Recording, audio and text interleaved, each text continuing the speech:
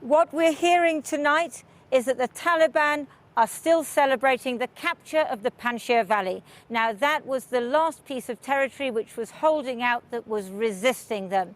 What we understand is that one of the leaders of that resistance, the former Vice President Saleh, has fled to Tajikistan. The military commander, Ahmad Massoud, it's not clear where he is. He's put out a statement saying he hasn't surrendered. But I don't think that there is much doubt that the Taliban have another military victory there.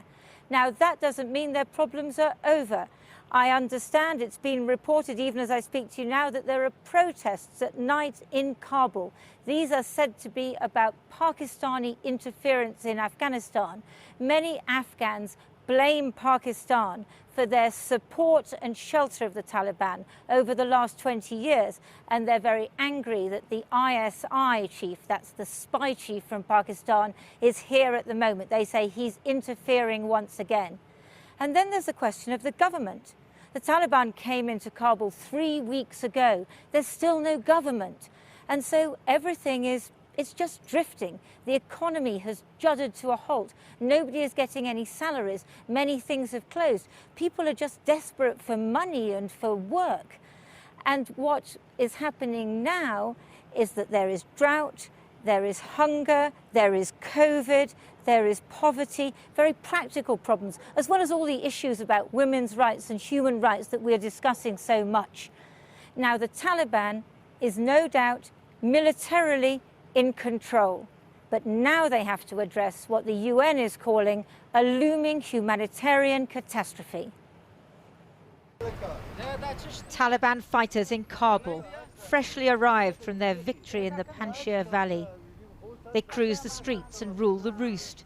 Young bucks with newly acquired American weapons. It's their moment, their city, their country.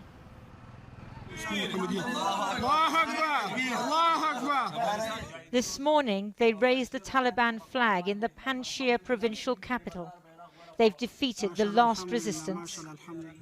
The late warlord Ahmed Shah Massoud, the lion of the Panjshir, looks down from the walls of the provincial governor's office as the Talibs celebrate. Back in the 1990s, the Taliban never defeated his militia, but today they say they've vanquished fighters under the command of his son. At a hospital run by the Italian NGO Emergency, the wards are full of injured people. A few years back, Haji Asadullah's son was paralyzed by a stray bullet. He himself was one of a few people wounded in crossfire as the Taliban entered Kabul 3 weeks ago.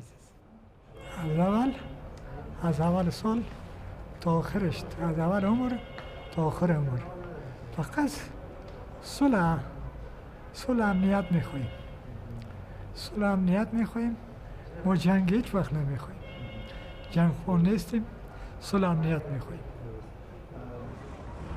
But the legacy of conflict is poverty. About 600 families who fled their homes in the provinces are surviving in a filthy field on the outskirts of the capital. Abdul Malik and his family fled Baghlan after his home was blown up in fighting.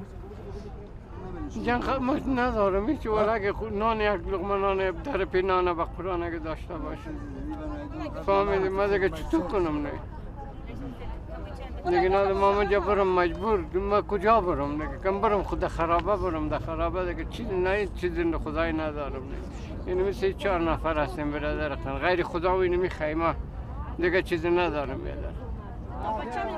Everyone wants to tell me their story. No food, no work, sons killed. 5 million Afghans have been displaced in 2 decades of war.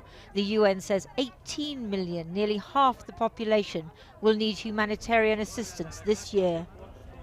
Some people here have fled war, others have fled poverty, but most have fled both. They have lives of terrible deprivation.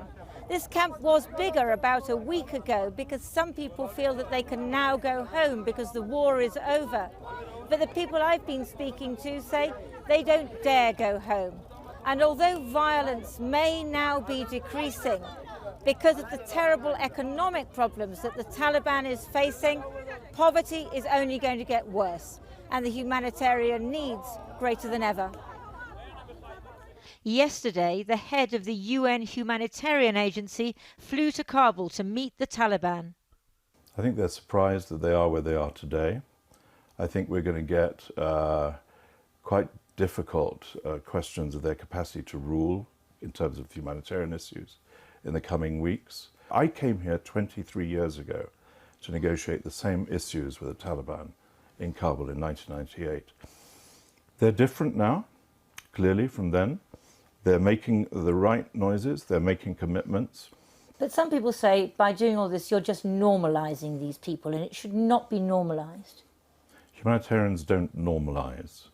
Humanitarian community does not recognise. Humanitarian community is focused on one thing and one thing alone, and that's delivering to the people in need what they need at the right time. Every day, hundreds of people crowd round the banks. They're not getting salaries and can only withdraw a limited amount from their savings. The middle class are becoming poor and the poor are becoming destitute. حکومت نوعی است که امنیت تامین کردن اما اقتصاد در نظر بگیرن.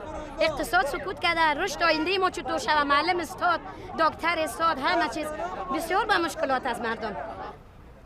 The Taliban are enjoying themselves, but running a country isn't the same as winning a war, and forcing your ideology on people won't feed their families. We'll soon find out what really matters to Afghanistan's new rulers.